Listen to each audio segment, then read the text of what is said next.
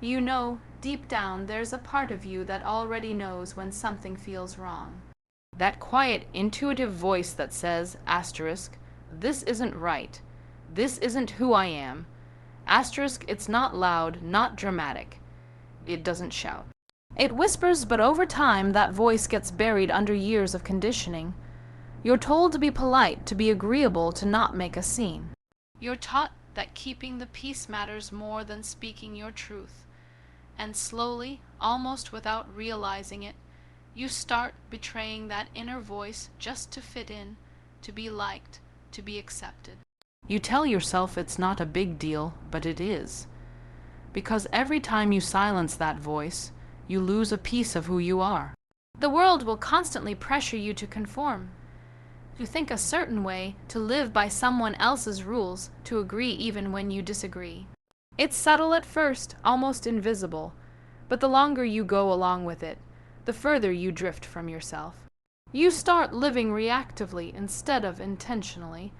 You start molding your personality around the expectations of others, until you wake up one day and realize you don't even know what asterisk you asterisk believe anymore. You've become a stranger to yourself, and that, right there, is the quiet tragedy of modern life, people abandoning their own voice for approval that never truly satisfies them. Standing up for yourself begins with listening to that small, uncomfortable truth inside of you. The truth that says, I'm not happy living like this. I'm not okay being treated this way. I'm meant for something more. And that voice won't lie to you, even if it hurts. It's the compass of your conscience. It's the part of you that wants you to stop settling, to stop shrinking, to stop pretending. But here's the thing, listening to it takes courage. Because the moment you do, you'll realize that standing up for yourself means you might have to disappoint people. You might have to say no. You might have to lose relationships that were built on your silence.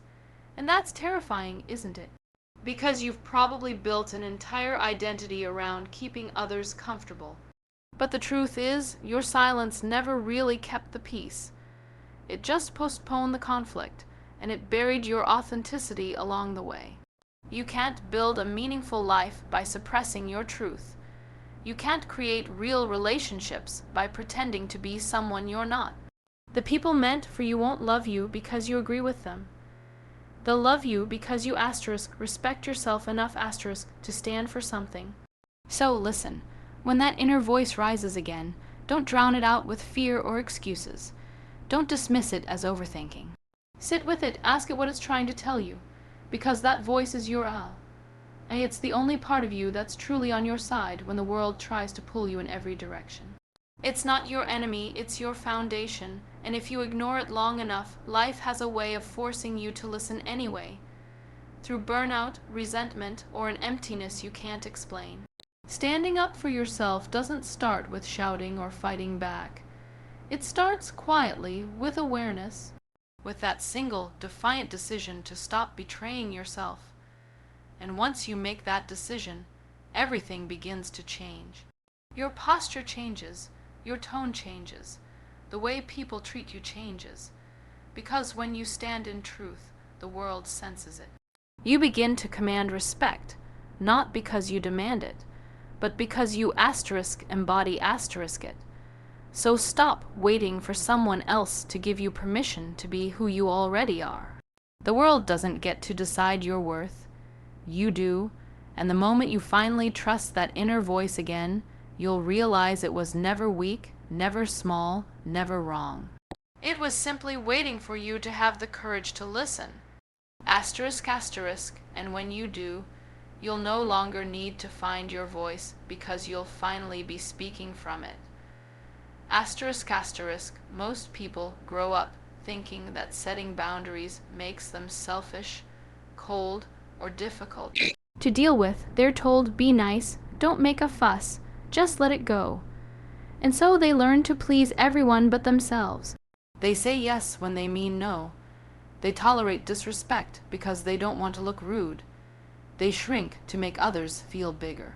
But the truth is, that kind of living slowly drains the soul.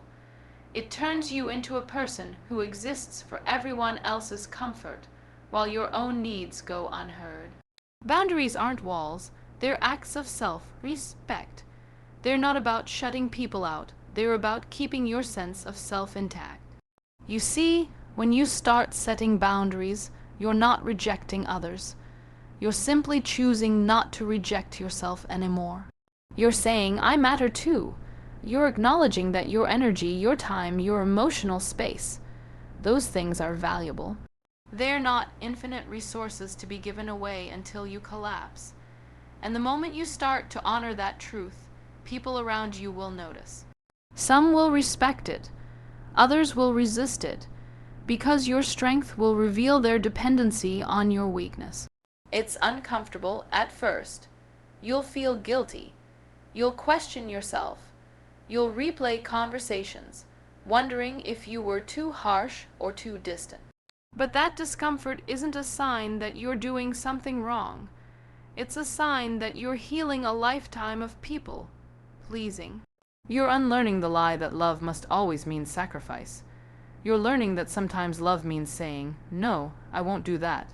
No, I can't keep pretending this is okay. And the first time you do that, you'll feel an unfamiliar silence, a kind of emptiness.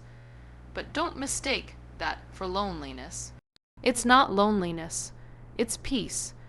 It's the quiet that comes when you finally stop betraying yourself.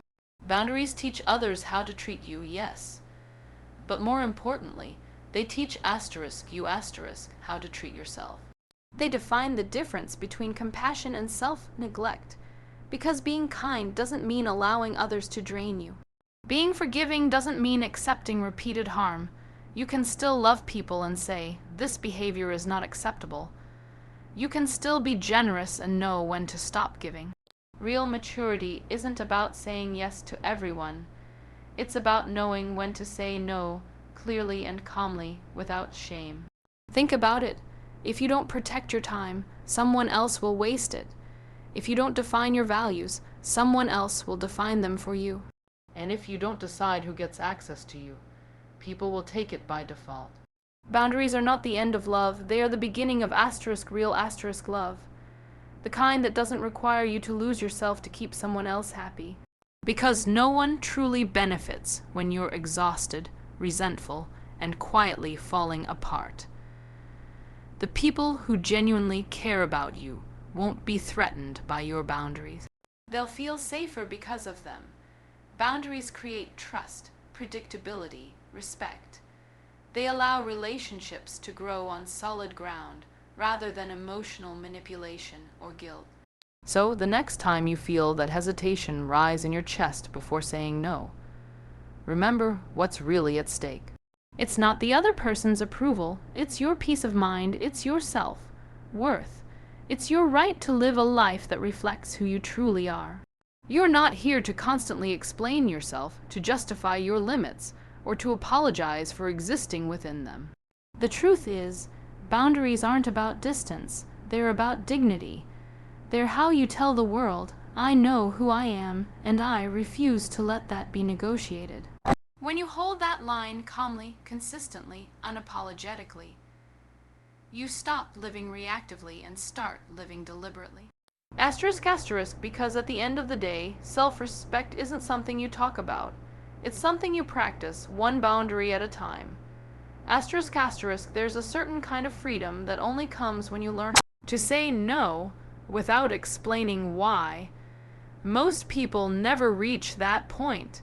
They live their whole lives trying to justify their decisions, offering reasons, softening their words, cushioning their refusals so no one feels offended. But every time you do that, every time you explain your no, you're secretly asking for permission to protect your own peace. You're saying, I hope you're okay with me honoring myself. And the truth is, you don't need anyone's permission to do that. Saying no isn't about rebellion or coldness. It's about clarity. It's about knowing where your energy ends and where someone else's begins. Most people who can't say no aren't weak, they're afraid, afraid of disappointing someone, afraid of being seen as difficult, afraid of being rejected. But that fear traps you in a cycle of overcommitment and quiet resentment. You end up saying yes to things that drain you, to people who don't value your time, to obligations that have nothing to do with your purpose. And eventually, you start to disappear under the weight of all those false yeses. Think about how often you've said yes when every part of you wanted to say no. You could feel the tension in your chest, that subtle tightening in your gut. That's your intuition warning you that you're betraying yourself again. And yet you smiled, you nodded, you agreed, because saying no felt too uncomfortable. But that discomfort, that fear of disapproval, is exactly what you have to face if you ever want to live honestly. Because the moment you start saying no, when you mean it, something profound happens. You begin to reclaim control over your life. You stop running from confrontation. You stop over-explaining to make others feel better about your decisions. You start to realize that no is a complete sentence. It doesn't require justification, apology, or guilt. You can decline an invitation without listing your reasons. You can reject a request without feeling like you owe someone an explanation. You can choose yourself calmly, quietly, and unapologetically. And at first, it'll feel uncomfortable. You'll worry about what others think. But with time, you'll see something remarkable. The world doesn't collapse when you say no. The people who truly respect you will adapt. The ones who don't, well, they were never respecting you in the first place. Saying no doesn't make you rude. It makes you real. It's how you separate what's essential from what's irrelevant, what's authentic from what's forced. Every no you give to something that doesn't align with your values is actually a yes to something that does. You're saying yes to your health, your priorities, your focus, your peace. And those things matter far more than the fleeting comfort of pleasing everyone around you. The truth is, people who respect themselves are not the ones who say yes to everything. They're the ones who say yes selectively, thoughtfully, with integrity. They understand that every yes is an investment, and not every opportunity is worth the cost. When you master that balance, your life begins to take shape around intention instead of obligation. You become more grounded, more confident, more trustworthy. Because when you say yes, people will know you mean it. So start small. The next time you feel that inner resistance, listen to it. Don't smother it with politeness. Don't rush to justify yourself. Draw your IRBORNE person in the eye and say, "No, I can't do that." Then stop. Don't explain, don't backtrack, don't fill the silence, that moment of discomfort. That's where your growth lies. Because the truth is, your life doesn't expand by adding more yeses. It expands by having the courage to protect your no. Asterisk, and when you finally do, you'll realize that saying no isn't an act of defiance. It's an act of profound self-respect. Asterisk. One of the biggest misconceptions people carry is the idea that being kind means being passive, that compassion means letting people walk all over you. Somewhere along the way, we began to equate gentleness with weakness, but that couldn't be further from the truth. Real kindness, genuine, grounded kindness requires strength. It demands awareness, restraint, and courage. It takes far more strength to respond with composure when you've been disrespected than it does to lash out in anger. It takes far more inner discipline to forgive than to seek revenge. But there's a difference between being kind and being a pushover. And if you don't learn that difference, life will teach it to you the hard way. See, weak kindness is driven by fear. It's the kind of kindness that avoids conflict, that says yes to everything just to keep the peace, that sacrifices truth for approval. It looks good on the surface, but it slowly rots your sense of self. You start to give out of obligation, not out of love. You start to tolerate behavior you know is wrong, just to keep others comfortable. And each time you do, You send a message to yourself that your comfort, your values, your dignity, they are negotiable. That's not kindness, that's self. Betrayal dressed as virtue. True kindness is something entirely different. It's rooted in strength. It's the ability to care deeply without losing your boundaries. It's the ability to love people without allowing them to take advantage of you. It's not about being agreeable all the time. It's about being honest, fair, and firm. A kind person can still say, no, that's not acceptable.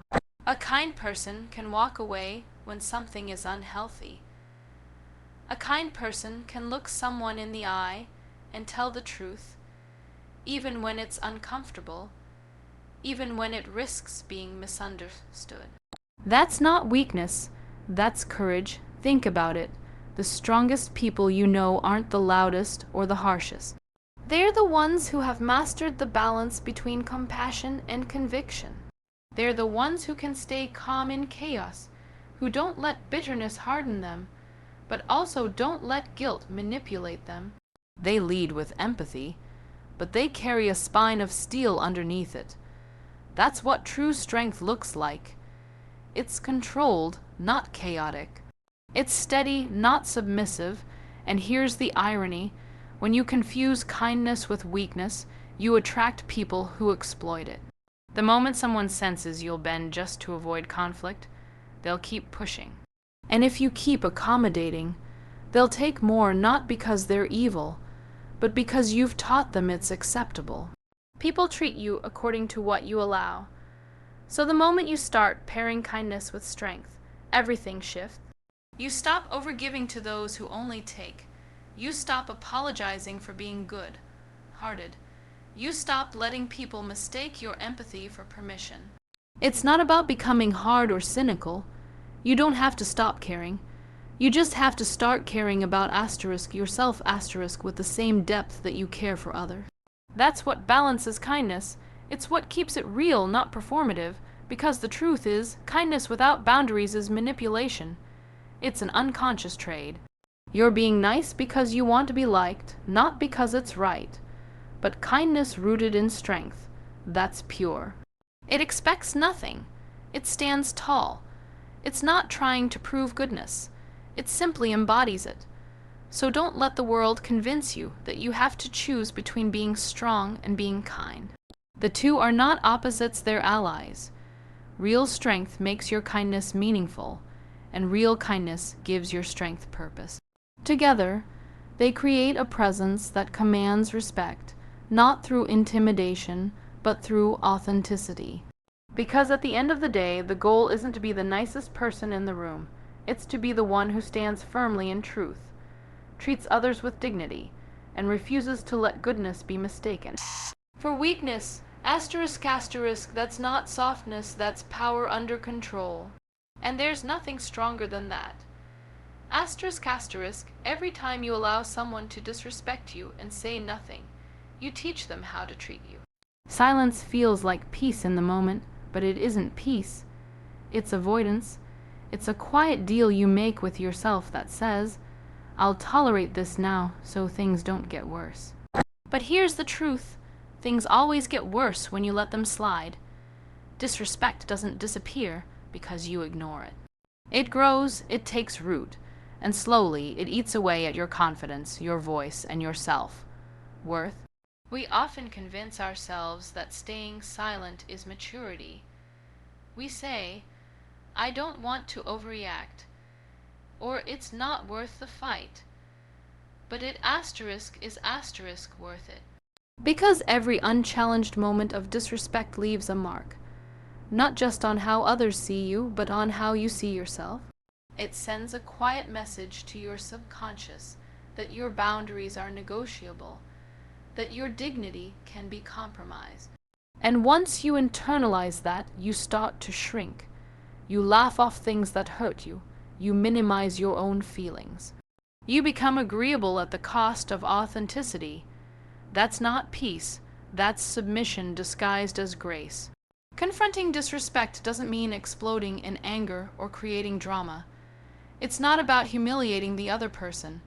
It's about honoring yourself. It's about calmly, firmly saying, "That's not okay." You don't have to scream. You don't have to justify it. You just need to make it clear that there's a line, and they crossed it, because if you don't, they'll cross it again. And eventually, it won't be their fault. It'll be yours for allowing it. The moment you confront disrespect, you reclaim your self-respect. You remind yourself that you're not a background character in someone else's story. You're the author of your own. And authors decide what kind of story gets written. But confrontation is uncomfortable, isn't it? It brings tension. It risks rejection. It threatens the fragile illusion of harmony we cling to. Yet that illusion is what keeps you trapped in relationships, workplaces, and situations that quietly poison your spirit. Sometimes confrontation is the only act that keeps your integrity alive. You can't build strong relationships on unspoken resentment. Every healthy connection, whether it's with a friend, a partner, or a colleague, depends on mutual respect. And mutual respect only exists when boundaries are acknowledged and enforced. The people who truly care about you won't be offended when you call out their disrespect. They'll reflect, they'll apologize, they'll grow. The ones who get angry, defensive, or dismissive, they're revealing something vital. They were never interested in respecting you, only in controlling you. So when someone talks down to you, crosses your line, or laughs at your expense, pause. Take a breath and speak up. Even if your voice shakes, even if your hands tremble, because it's not just about that moment, it's about what that moment represents. It's about telling the world, and more importantly yourself, I am not here to be disrespected. I am not here to be tolerated. I am here to be valued. And the moment you start living by that truth, you'll notice something powerful. People begin to adjust their behavior. They'll speak more carefully, listen more closely, treat you differently, not because you forced them to, but because you showed them what self-respect looks like in real time. It takes courage to confront disrespect. It takes even more courage to do it without anger, to do it with clarity, calm, and confidence. But once you do, your entire posture toward life changes. You stop tolerating what drains you. You stop begging for respect and start commanding it through presence alone. And that's the real transformation, when your silence no longer comes from fear, but from strength, because everyone already knows your boundaries are not up for negotiation. Asterisk, asterisk, that's when you stop merely existing around others and start standing among them, with dignity, authority, and unshakable self-respect. Asterisk, asterisk, there comes a point in your life when you have to stop waiting for someone to tell you it's okay to be who you are. For years, you've probably tried to fit into a mold, trying to be agreeable, to be liked, to be enough for everyone else. You adjust your tone, your words, even your dreams, just to avoid disapproval. You hide parts of yourself because you fear they'll be too much for others to handle. And slowly, without noticing, you start to live a life of quiet permission, seeking, constantly looking outward for validation that should have always come from within. But here's the truth. No one is coming to give you permission to exist. No one will appear one morning and say, "You've done enough. Now you can finally be yourself." The world doesn't work like that. It doesn't hand out approval slips. It tests you instead. It asks, asterisk, do you have the courage to stand tall, even when no one claps for you? Asterisk, and that's the defining moment of maturity, when you stop asking for permission and start claiming your place in the world. Standing up for yourself means realizing that you don't need anyone to confirm your worth. You don't need a stamp of approval from family, from friends, from society. You were not put here to meet their expectations. You were put here to fulfill your own potential. But that requires breaking free from the addiction to external validation. And that's not easy, because approval feels safe. It feels good. It's comforting to be liked. Yet every time you choose approval over authenticity, you lose a little more of yourself. You start living someone else's life, chasing someone else's dream, following someone else's rules. It takes courage to say, "This is who I am, and that's enough." It takes strength to walk your path without needing the world to understand it. Because not everyone will. Some people will judge you for changing. Some will question your choices, mock your ambition, or try to guilt you back into the version of yourself they're comfortable with. That's their limitation, not yours. You're not obligated to remain small just because others fear your growth. When you stop needing permission to exist, something shifts inside you. You stop performing and start living. You stop seeking and start becoming. You no longer shrink to fit rooms that can't hold your truth. You walk differently. You speak differently. You think differently. Because now, your sense of worth isn't fragile. It's anchored in something deeper, something immovable. And it doesn't mean you become arrogant or dismissive. It means you finally understand that confidence and humility can coexist. You can know your value without needing to prove it. You can walk in self-respect without walking over others. True confidence is quiet. It doesn't demand validation because it already knows who it is. When you reach that point, you'll find that life begins to open up in ways you never imagined. You'll start making decisions that reflect your truth, not your fear. You'll attract people who respect you for who you are, not for what you give them. You'll wake up each day with a quiet assurance, I belong here. I don't have to earn my right to exist. I already have it. And from that place, you become unshakable. Not because the world stops challenging you, but because you stop doubting yourself. You stop letting every opinion shape your identity. You stop apologizing for being different, ambitious, emotional, passionate, for being you. So stop waiting for someone to tell you're ready. Stop holding your breath, hoping for permission to step forward. The permission was never theirs to give. It was always yours to claim. And when you finally claim it, you'll no longer live as someone seeking acceptance. You'll live as someone who knows they were never meant to ask for it in the first place. At the end of it all. Standing up for yourself is not about rebellion, it's about reclamation. It's the act of taking back what you've slowly given away to fear, doubt, and the opinions of others. It's not about shouting the loudest or proving your strength to anyone. It's about quiet conviction, the kind that comes from knowing who you are and refusing to compromise that truth for approval. When you recognize your inner voice and start honoring it, you stop being swayed by noise. When you set boundaries, you show the world that your peace is sacred. When you say no, without explaining why, you remind yourself that your time and energy are valuable.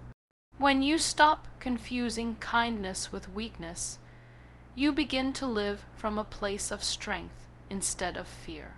When you confront disrespect the moment it appears, you teach others how to treat you.